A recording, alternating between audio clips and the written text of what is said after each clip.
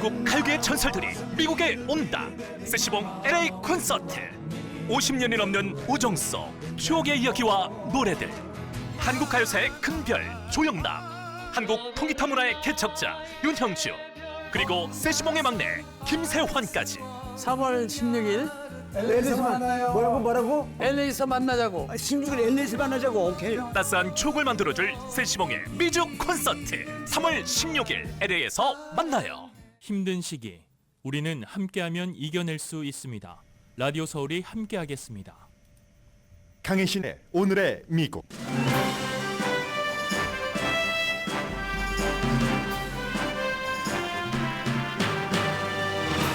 바이든 대통령과 트럼프 전 대통령은 각각 80%와 67% 득표로 미시건주 예비선거에서 압승했습니다.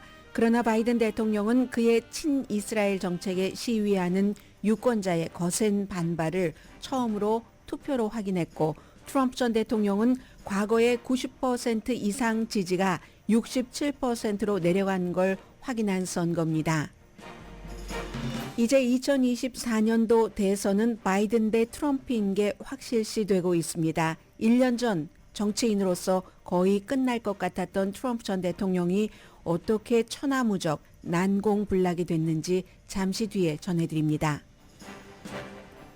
의회에서는 바이든 대통령의 아들 헌터 바이든이 아버지 탄핵 청문회에 증인으로 출석하고 있습니다. 헌터 바이든은 나는 나의 사업에 아버지를 개입시키지 않았다고 증언했습니다. 미국인의 3분의 2는 엘라바마주 대법원 판결인 냉동 배아를 인간으로 대우하는 것에 반대합니다. 그러나 소속이 민주당이냐 공화당이냐에 따라 의견 차이가 큽니다. 엘라바마주 상원이 냉동 배아가 어린이라는 대법원 판결에 따른 형사 책임을 면제하도록 하는 법안을 상정했습니다. 기독교적 민족주의 영향력이 강해지자 미국인의 3분의 2가 이를 거부합니다. 기독교 민주주의는 미국의 교육, 이민, 의료 정책 등에 영향을 미칩니다. 정부보다 기독교가 위라고 생각합니다. 애플이 10년 동안 공들여왔던 전기자동차 개발을 갑자기 중단한다고 발표했습니다. 인공지능 쪽으로 힘이 실릴 예정이고 감호는 불가피해 보입니다.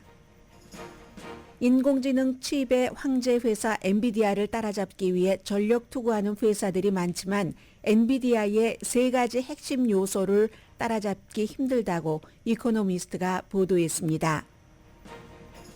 미국의 상당 지역에 겨울 폭염이 덮쳤습니다. 텍사스주 달라스는 2월에 기온이 100도까지 올라갔고 그로 인한 산불이 발생해 핵무기 공장 가동이 중단되기도 했습니다. 여러분 안녕하십니까? 오늘의 미국 강혜신입니다. 먼저 어제 있었던 미시건주 예비선거부터 좀 정리를 해야지 되겠죠? 스윙 스테이트 미시건주에서 예비선거 예상대로 바이든과 트럼프 전 대통령이 굉장히 큰 표 차이로 이겼습니다. 트럼프 전 대통령 68% 대 니키 헤일리 27%, 그리고 바이든 대통령 다른 후보들도 있었지만 80% 이상의 지지를 받았습니다. 그런데 우선 바이든 대통령부터 말씀드리고 트럼프 전 대통령을 말씀드린 뒤에 트럼프 전 대통령이 어떻게 1년 사이에 완전히 정치인으로 끝날 것 같았는데 이 정도까지 왔는가 하는 것을 이제 한 번쯤은 정리할 시점이 됐죠. 우선 바이든 대통령은 뚜렷한 도전자는 없었습니다. 딘 필립스라는 미네소타 지역의 연방 하원 의원이 도전했지만 별로 받지 못했는데요. 2.7%밖에 못 받았습니다.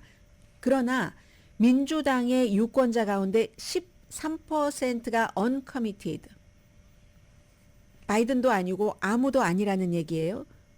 이게 이제 기본적으로는 아랍계, 무슬림계, 이스라엘에 대해서 너무 지금 전쟁을 치르고 있는데 아직도 바이든 현 대통령이 친이스라엘이다 하면서 조직적으로 젊은이들이 나서고, 그리고 이제 그 의회에서 유일하게 팔레스타인계인 연방 하원 의원이 나서서 민주당이긴 하지만 아무에게도 투표하지 않는다. 이건 바이든에게 안 한다는 한거의 표시잖아요. 그렇게 한 사람이 13%나 됩니다. 원래 목표는 10,000표 정도였는데 2만 표도 넘었거든요. 그러면 왜 10,000표를 목표로 잡았는가? 이게 4년 전에 바이든이 힐러리 클린턴에게 이긴 표 그 정도 되는 것을 목표로 잡은 겁니다. 그런데 10배가 넘었어요. 이게 지금 13%나 됐다는 것. 미시건주에서 뭐 이렇게 언커미리드가 많은 것이 이번이 처음은 아닙니다. 전에도 무슨 오바마 시절에 뭔가 이제 민주당에 문제가 있었을 때 그래도 많았어도 9%밖에 안 됐습니다. 지금 13%라는 것은 이 같은 추세가 전국으로 퍼지면 미네소타, 펜실베니아, 조지아까지 퍼져서 11월 달에도 아랍계와 무슬림계가 바이든에 반대한다는 뜻으로 투표장에 가지 않거나 이러면 대의원 숫자로 보면 그다지 큰 건 아니지만 선거 격차가 아주 트럼프와 대결한다고 할 때 작다면 이건 결정적이 될 수 있습니다. 어떠한 하나의 단추라도 결정적이 될 수 있는 지금 이런 것을 민주당이 미시건주에서 본 겁니다. 미시건주는 무슬림 유권자가 20만 명이 넘고 그리고 이제 뭐 30만 명 이상의 뭐 북아프리칸이나 아니면 또 무슨 중동계거나 그렇기 때문에 이게 중요한 것이고 이게 이제 가장 중요한 그런 것이었고요. 그래서 하루 전날 바이든 대통령이 네탄야후와 영 다른 말 다음 주 월요일쯤이면 이스라엘과 하마스가 휴전협상을 이룰 수 있을 것 같다라고 얘기를 했고 네탄야후는 그 같은 시간대에 우리 이 전쟁은 아주 길 것이다. 이렇게 얘기를 했었잖아요. 아무튼 이것도 별로 영향을 미치지 못한 것 같고 바이든 대통령에게 또 나빴던 것은 열기가 너무 없었습니다. 민주당에. 민주당보다요 공화당이 40% 많이 나왔답니다. 투표율이 그 정도 높았어요. 자, 일단 여기서 마무리라고 트럼프 전 대통령은 68% 대 27%로 니키 헤일리를 이겼지만 27%는 같은 당에서 27%는 트럼프가 아닌 다른 사람에게 투표를 했다는 얘기죠. 그리고 이건 트럼프 전 대통령을 지지하는 사람들은 공화당은 막 95% 넘어갔었던 적도 있죠. 그때 90%, 95%에 비교할 때는 67%는 굉장히 작은 거죠. 니키 헤일리가 일단 오늘 아침에도 슈퍼 튜스데이까지는 간다고 하니까 슈퍼 튜스데이가 캘리포니아주를 포함해서 아메리칸 그 사모아까지 전체 대통령 후보를 만드는 대의원 숫자의 3분의 1 정도를 가진 그날이 이제 다음 주 3월 5일입니다. 그때까지는 간다고 하는데 어쨌든 트럼프 전 대통령도 공화당을 완전히 장악하지는 못했다는 것을 이번에 미시건주의 스윙 스테이트에서 본 겁니다. 니키 헤일리가 지금 하고 있는 얘기는요. 나라를 구해야지 된다고 얘기를 합니다. 공화당이 이제는 원래의 공화당보다 트럼프 시각을 더 많이 반영하고 이건 사우스캐롤라이나주에서 증명된 것 아닌가요? 그리고 트럼프 전 대통령이 공화당 사람들을 끌어들이는 게 아니라 자꾸만 몰아내고 있다. 이렇게 주장을 하고 있습니다. 아무튼 바이든과 트럼프와의 대결로 다시 돌아와 보면 지난번에 바이든 대통령이 트럼프를 이기긴 했지만 3% 미만 차이로 이겼기 때문에 그리고 지금의 여론조사를 보면 트럼프가 3% 정도는 앞서고 있잖아요. 이 스윙 스테이트에서 굉장히 중요하다. 11월 대결로 갈 때 이제 여기까지 말씀을 드리고요. 그리고는 이제 잡지 애틀란틱에서 트럼프 전 대통령이 어떻게 천하무적이 됐지? 이걸 몇 년 동안 계속 무슨 그 포커스 그룹, 트럼프 전 대통령을 지지하는 포커스 그룹과 대화를 해온 그런 애틀란틱의 그 세라 롱웰이라는 기자가 썼습니다. 썼는데 보면은 세 가지를 얘기를 하거든요. 트럼프가 어떻게 천하무적이 됐는가? 우선 세 가지를 말씀드리고 자세히 전해드리겠습니다. 첫 번째, 아무것도 없으면 이길 만한 아무것도 없으면 새로운 게 없으면 이길 수 없다. 두 번째, 트럼프 경쟁자들이 91개의 형사 기소에 대해서 말하지 않았다. 세 번째, 그러다가 최근에 니키 헤일리가 트럼프를 비난하기 시작했지만 너무 늦었다 하는 얘기거든요. 의사당 폭동 사건이 있었고 낙태 문제로 연방 대법원이 이제 공화당 쪽으로 이렇게 그 판결을 내림으로써 사람들이 많이 또 기웃뚱거리게 됐고 그리고 2022년도 중간 선거도 트럼프 전 대통령이 지지했었던 사람들 다 떨어졌습니다. 거의 특히 하원에서는 그렇게 떨어지고 나서 일주일 뒤에 나는 대선에 참가합니다. 라고 트럼프 전 대통령이 선언을 했을 때는요. 얼마나 미적지근했던지 그랬던지 자신들 자녀들도 그 자리에 안 나갔었고요. 그리고 사람들이 일찍 나가려고 하니까 그 못 나가게 가둬뒀어야지 되는 그런 그 주최 측에서 그 정도였습니다. 그렇게 역사적으로 약했던 인물에서 어찌 난공불락이 천하무적이 될 수 있겠는가. 첫 번째, 아무것도 없으면 이길 수 없다. 이건요, 아무것도 새로운 게 없으면 아무것도 이길 수 없다는 얘기입니다. 공화당이 새로운 걸 주지 않았다는 얘기예요. 트럼프 아바타는 있어도 트럼프 대안이 없었다는 겁니다. 유권자가 두려워서 트럼프 대통령을 지지하는 유권자표를 내가 먹어야지 되니까, 가져야지 되니까, 그게 두려워서 그들을 화나게 하지 않으려고 새롭게 한 것이 없는 거죠. 그리고 또 하나는 공화당 유권자는 더 이상 이제 레이건 공화당을 원치 않는다는 겁니다.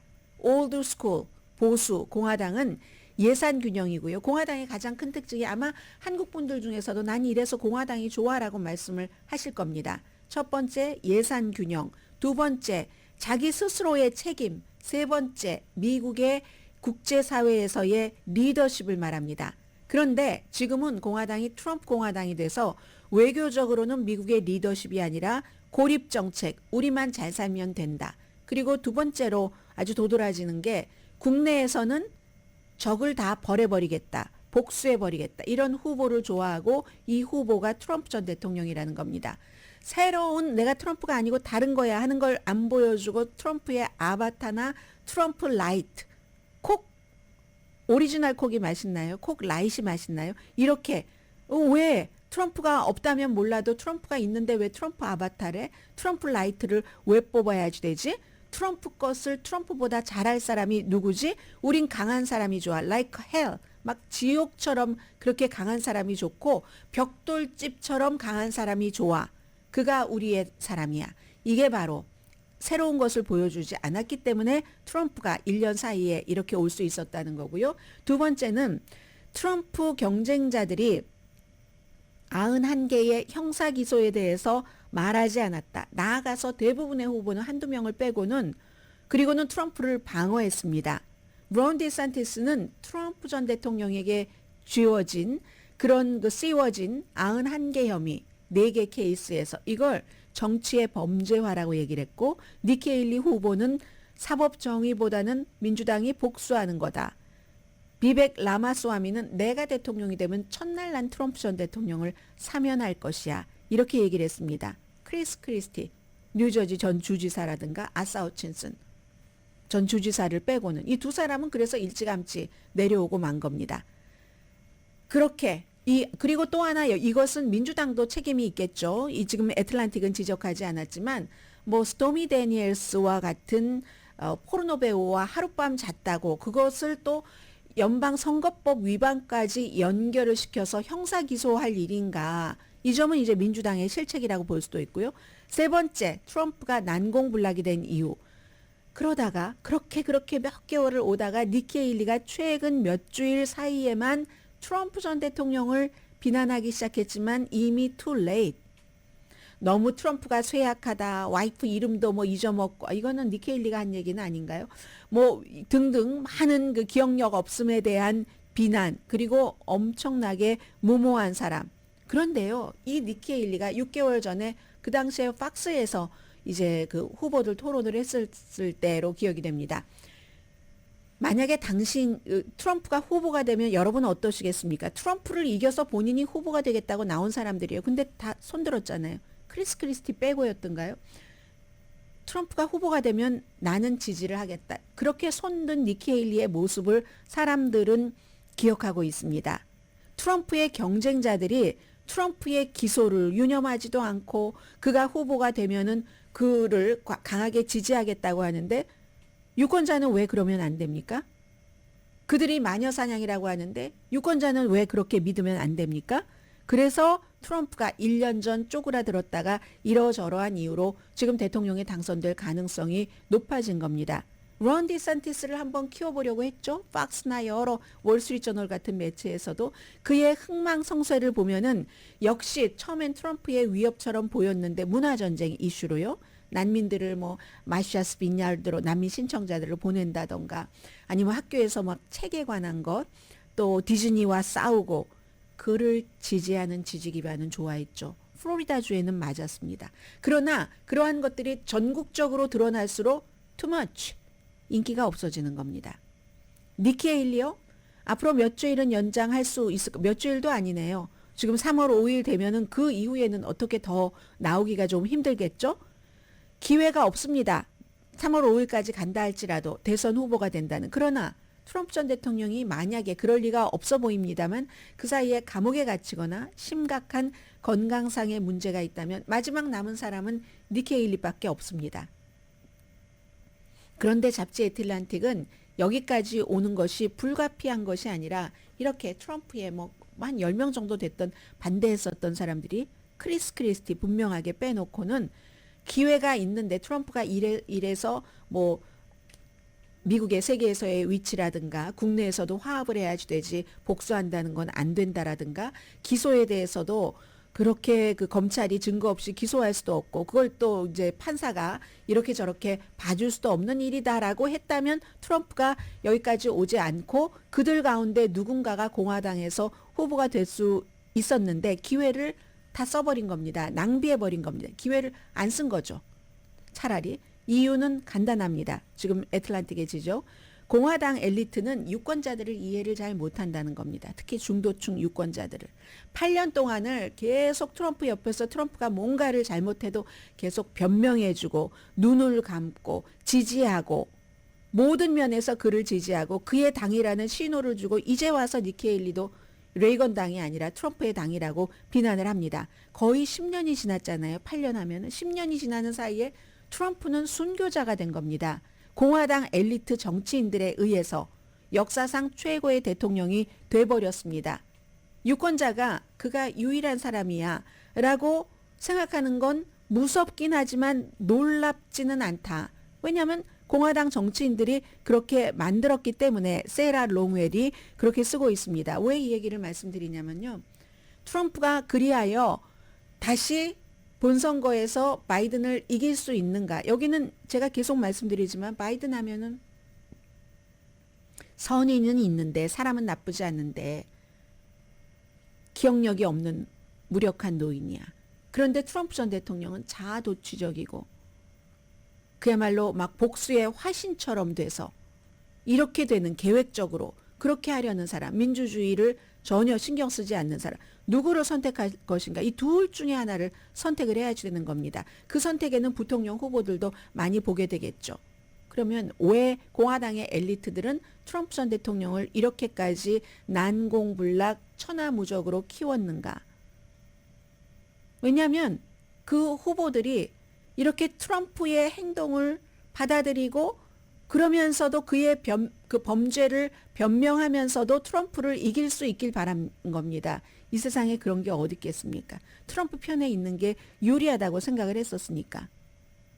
그리고 오히려 트럼프에 대해서 이게 이러이러한 게 나쁜 겁니다. 공화당 정신 차려야지 됩니다. 라고 얘기했었던 공화당의 우아한 정치인들은 쫓겨나거나 아니면 스스로 야 여기선 내가 도저히 어떻게 해볼 수 있는 길이 없구나 하고 나가버린 겁니다. 그러니까 트럼프의 어떤 옆에서 뭔가를 따먹기를 원했었던 사람들 욕심이 너무 컸던 것이겠죠? 그리디한 것이겠죠?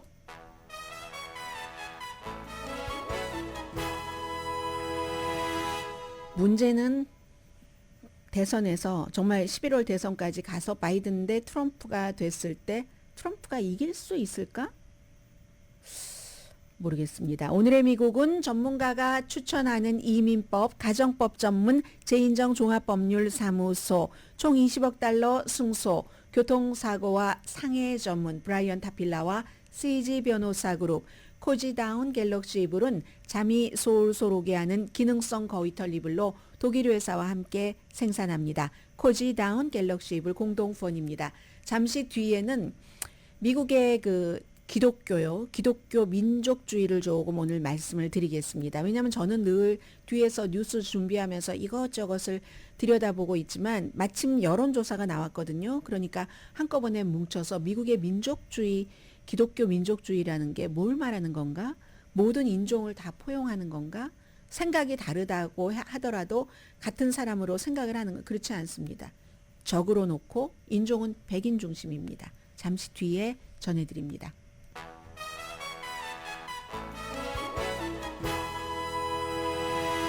라디오 서울 방송 오늘의 미국 듣고 계십니다. 우선 냉동 배아에 대해서 좀 말씀드리고요. 엘라바마주 미국 사람들의 3분의 2가 냉동 배아를 인간으로 대우하는 것에 반대합니다. 그러나 소속이 공화당이냐 민주당이냐에 따라 차이는 큽니다. 전체적으로 66%가 반대라는데 공화당은 찬반이 49%대 49%로 똑같습니다. 민주당은 반대가 더 많습니다. 냉동 배아는 배아지. 물론 이제 수정란이 이렇게 자궁에 안착이 되고 그렇게 하고 나머지는 혹시 모르니까 이제 냉동으로 배아를 냉동으로 두는 거잖아요. 사람, 어린이, 아이 아니다. 이렇게 민주당이 생각하는 사람이 82% 사람이다. 17% 무당파도 반대 사람이 아니에요. 67% 사람입니다. 30%입니다. 그리고 이제 이러한 엘라바마가 결정을 대법원에서 내린 것이 일주일 됐는데 민주당이 훨씬 이 내용은 잘 알고 있습니다. 왜냐하면 팍스 같은 데서 많이 보도하지 않거든요. 이게 여론이 아무래도 냉동 배아를 사람까지 한 건 이건 낙태 금지에서 나가도 너무 나간 것이다 하고 공화당 비난하고 하니까 그런 뉴스를 잘 보도하지 않습니다. 그래서 이 악시오스와 입소스의 여론조사 결과에 따르면 민주당 사람들은 65%가 그 뉴스 들었다 했는데 공화당은 35%, 무당파는 42%만 그 뉴스에 대해서 잘 알고 있다. 이렇게 답변을 했습니다.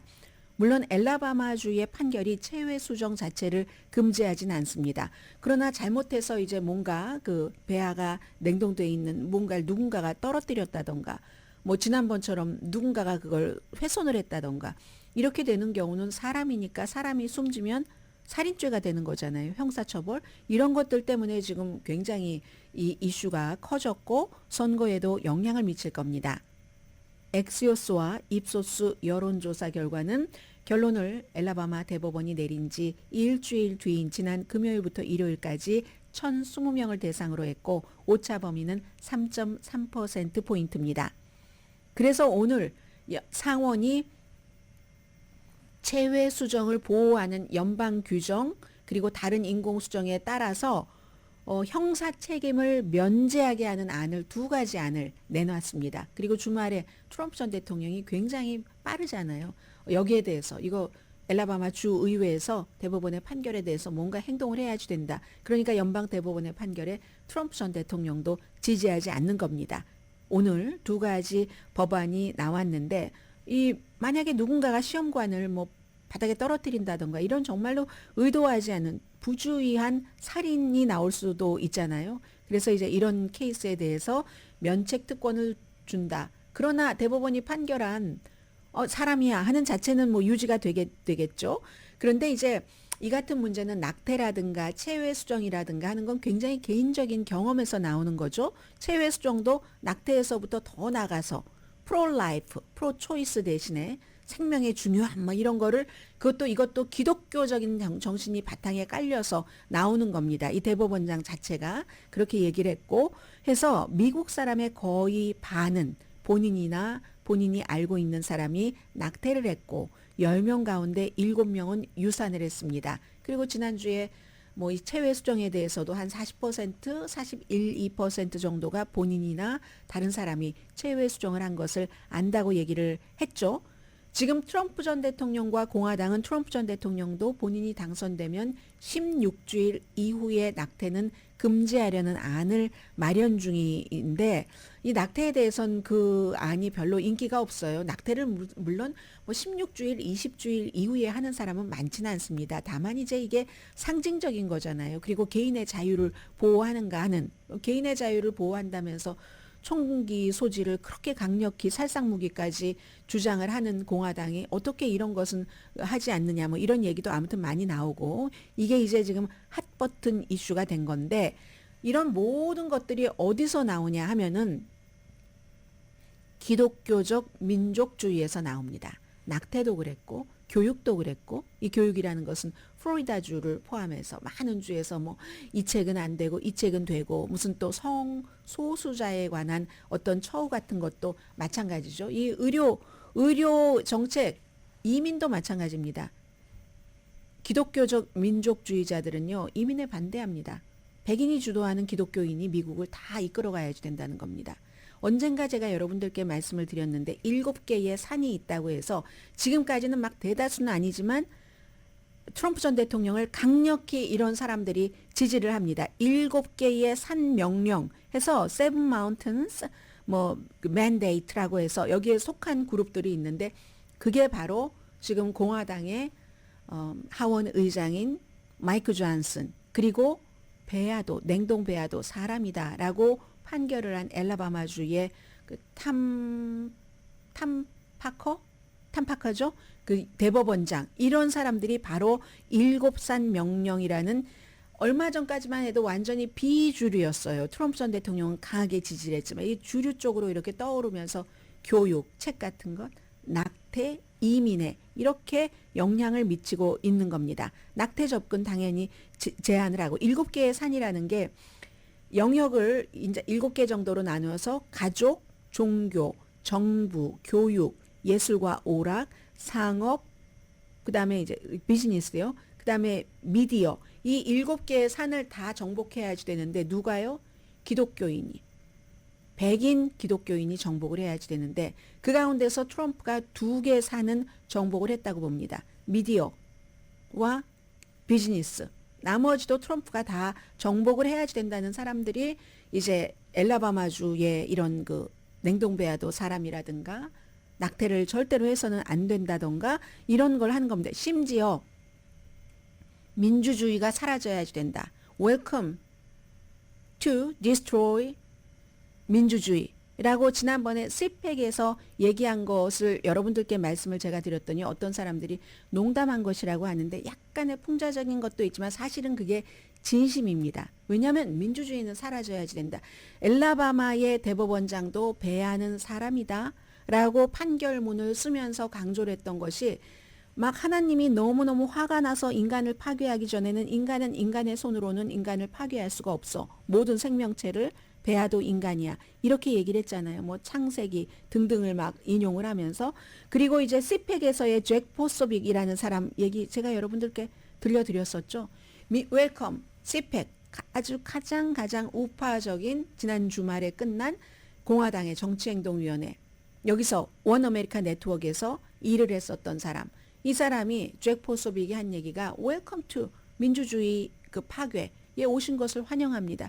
그 뒤에 바로 말을 하잖아요. 하나님의 나라, 하나님의 영광. 그래서 이 엘라바마주의 그 탐 파커라는 대법원장도 정부가 그러니까 하나님이 정부를 만든 것이다라고 얘기를 합니다.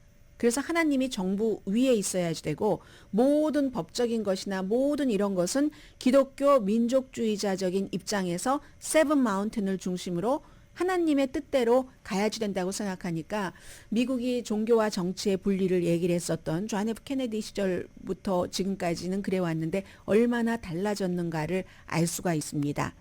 그래서요. 요즘 점점 퍼지고 있어요. 트럼프 전 대통령 막 지지하면서 공공종교연구소라는 좀 그 초당적인 기구가 있습니다. 여기서 미국인의 가치 지도라고 해서 아메리칸 그 values atlas라고 해서 그런 걸 이제 엘라바마주의 배아도 사람이다 하는 판결 이후에 조사를 했습니다. 그랬더니 미국 사람들은 제가 지금 소수라고 말씀드렸잖아요. 소수지만 너무 강력해요. 이 세븐 마운틴스 맨데이트 이 그룹이요. 그래서 그리고 영향력 있는 사람이 뭐 마이크 존슨 하원 의장을 포함해서 많이 들어있으니까 미국 사람들은 10명 가운데 7명이 기독교적인 민족주의를 강하게 거부하거나 회의적이다. 왜냐하면 그게 그리고 기본적으로는 백인 중심을 얘기를 하고 있는 거거든요. 특히 캘리포니아, 뉴욕이라든가 버지니아에 살고 있는 사람들은 75%가 기독교주의적인 민족주의를 거부합니다. 그런데 여기에 대해서 지지하거나 동조하는 사람들은 또 이제 그 레드 스테이트가 많습니다. 노스다코타, 미시시피, 알라바마, 웨스트 버지니아, 그냥 버지니아 아니고요. 루이지아나. 그런데 아직도 이런 곳에서도 50%는 넘지 못합니다. 전체적으로 10명 가운데 7명이 반대를 하니까 대체적으로 가장 많은 게 미시시피와 노스다코타가 50%, 알라바마, 웨스트 버지니아가 47%, 루이지아나 사람이 네, 백인 중심의 기독교적 민족주의 지지합니다 하는 사람 46%입니다. 공화당이 더 많아요. 55%, 무소속 25%, 무소속보다 2배나 많네요. 공화당이 백인이 중심이 된 기독교 민족주의로 미국은 나가야지 돼. 정부보다 하나님이 위야. 민주당은 16%, 민주당 가운데서도 있어요. 16%. 그럼 민주당보다 3배나 많은 공화당이 기독교 민주주의적 견해를 가지고 간다는 얘기니까 미국이 얼마나 이게 분열된 겁니까? 그리고 이 사람들이 트럼프 전 대통령을 맹렬하게 지지합니다. 트럼프 전 대통령이 하나님이 선택을 했다고 하고 그가 뭐 예전에 누군가가 누군가를 해방한 것처럼 무슨 뭐 기독교인이냐 아니냐도 상관없고 뭐 이렇다는 얘기를 하고 있어요. 이 세븐 마운틴스 맨데이트 쪽에서는요. 그래서 기독교적인 민족주의가 그냥 기본적으로 다 이렇게 사람들이 동의를 하고 알려진 것은 미국 생활의 대부분의 측면에서 백인 기독교가 지배하는 것을 중심으로 한 신념입니다. 신념. 그래서 기독교 민족주의자들은 연방정부가 미국을 기독교 종교 국가로 선언을 해야지 된다고 믿습니다. 법도 기독교 가치에 기초를 해야지 되고 하나님이 기독교인들을 부르셔서 모든 영역에서 7개 영역에서 지배권을 행사해야지 된다는 얘기입니다. 그리고 또 하나 일부 그 기독교 민족주의자들 가운데서도 아주 또 이제 울트라 굉장히 극단적인 사람들이 있잖아요. 그 사람들은 정치적인 의견이 다른 사람들을 그 my fellow citizens 요즘 뭐 한동훈 비상대책위원장이 많이 얘기하는 fellow citizen으로 보는 게 아니라 그 자체의 정의가 그렇습니다. 의견이 다르면 fellow citizen인데 의견이 다르다라고 보는 게 아니라 굉장히 사악하거나 악마적인 존재로 봅니다. 그래서 그들은 정복해야지 될 악으로 봅니다. 이게 기독교 민족주의라는 것을 대부분의 사람들이 알고 또 설명을 듣고 나면 그걸 잘 지지하지 않죠. 해서 10명 가운데 7명.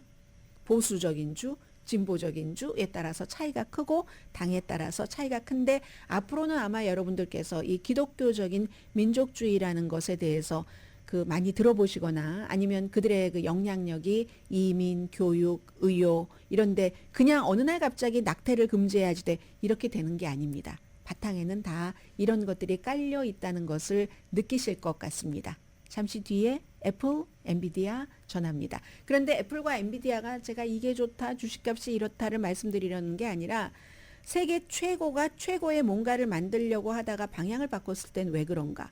그리고 또 한 회사는 세계 최고라는데 왜 다른 회사들은 이걸 따라가지 못하는가? 그 점 때문에 2가지 뉴스를 선택했거든요. 잠시 뒤에 뵙겠습니다.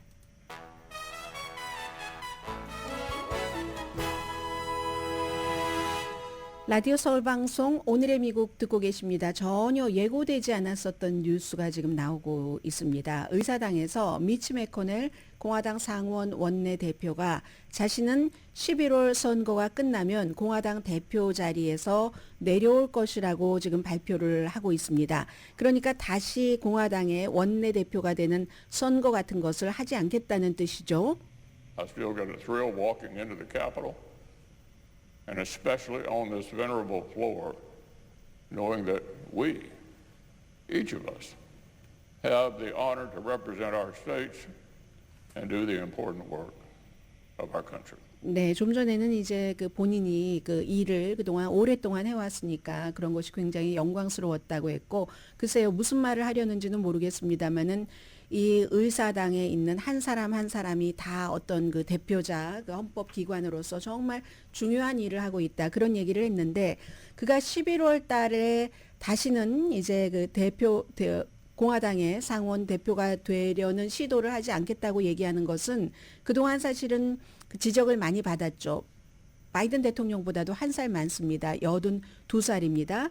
그리고 공개적으로 기자회견을 하다가 2번이나 말하는 것이 멈춰진 프리징된 그런 것도 있고 하니까 이제 그런 것을 이제 잠재우면서 나는 뭐 이제 지도부를 안 하겠다 하는 뜻인지 아니면 어쩌면 좀 전에 말한 것처럼 모두 정말 중요한 사람인데 요즘에는 더 이상 그 본인이 어떠한 그 역할을 하기가 힘들다고 믿는지 어쩌면 또 트럼프 전 대통령이 다시 대통령이 된다면은 본인은 또 본인이 생각하는 그런 역할을 하기가 더 좀 장애가 끼지 않을까라고 생각을 한다든지 잘 모르겠습니다만은 분명한 것은 어느 정도 그 본인의 나이 이런 것은 좀 영향을 미치는 것으로 보입니다.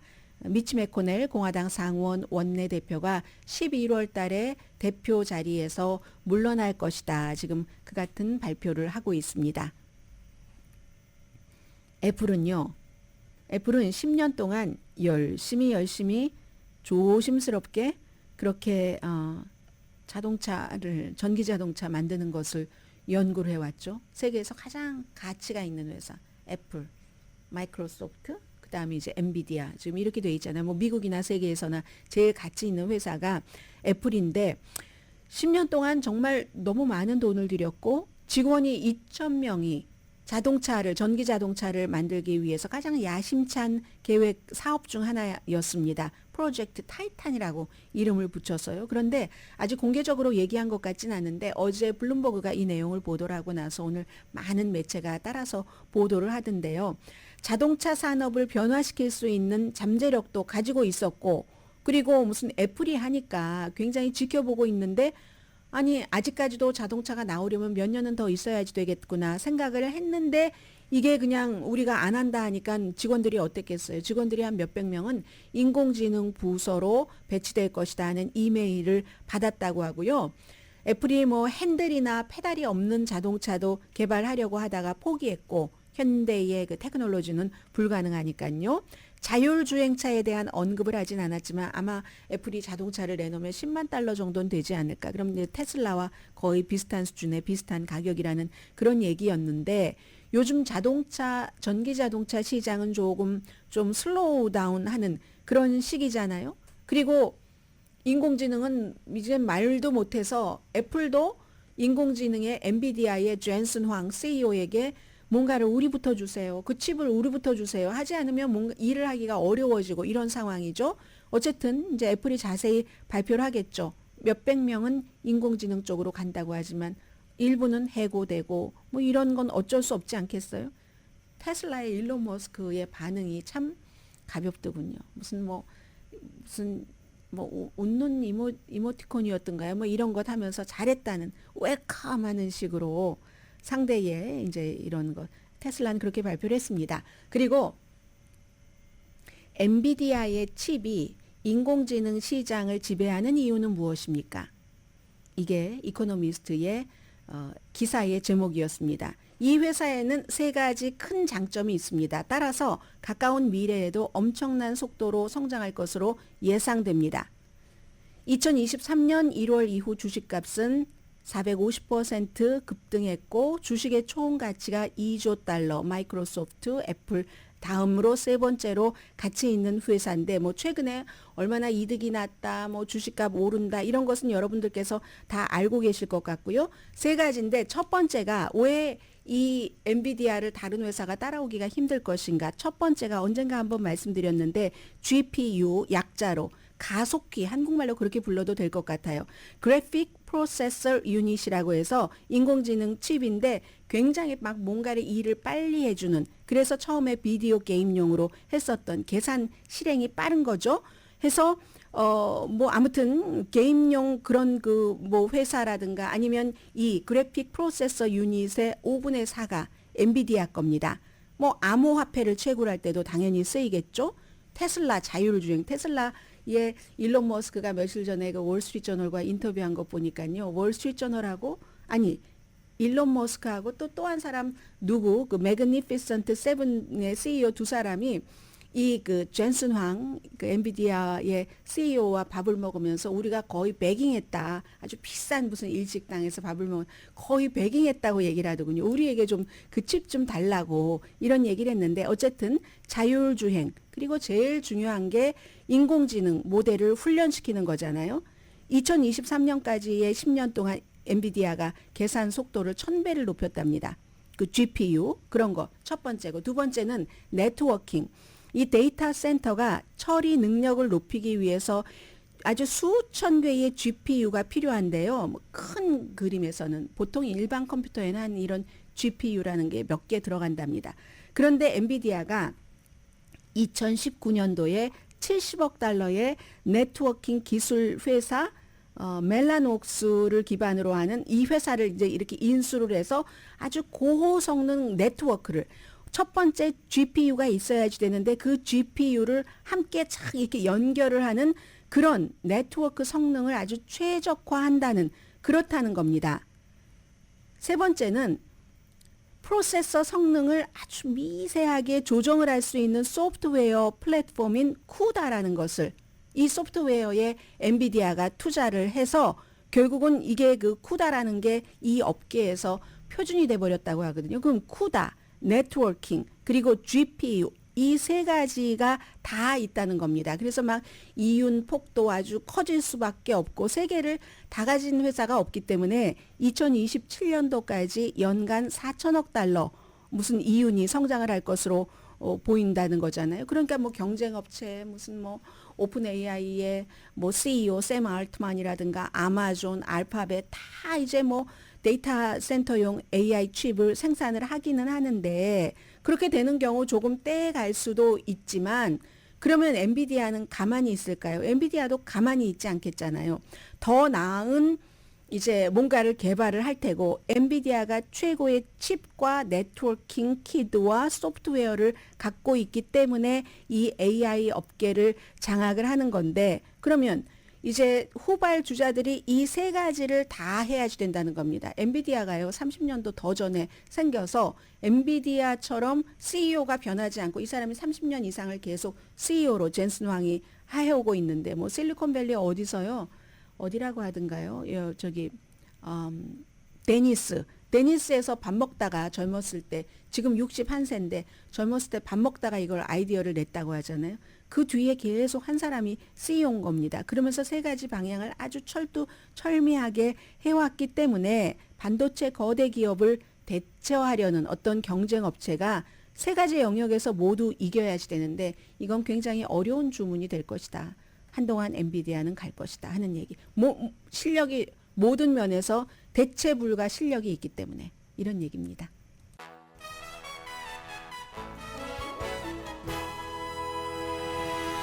라디오 서울 방송 오늘의 미국 듣고 계십니다. 헌터 바이든이 이제 비공개 청문회에 나갔습니다. 전에는 공개가 아니면 안 나가겠다 했다가 이게 이제 비디오는 공개하지 않고 무슨 뭐 트랜스크립은 청문회가 끝나면 즉각 공개한다. 서로 이제 조건이 맞아서 나갔는데 이 청문회는 아버지를 탄핵시키기 위해서 아들이 중국과 우크라이나에서 사업을 할 때 아버지의 도움을 받았는가 그리고 그 이익을 아버지도 공유를 했는가 하는 것 뭐 이런 건데 이 헌터 바이든은 나는 나의 사업에 아버지를 개입시키지 않았습니다. 제가 변호사로 일하던 시절에는 국내외 투자나 거래에 있어서 또 뭐 이사회를 구성한다던가 또 내가 그림을 그릴 때도 그런 일 없었습니다. 절대로.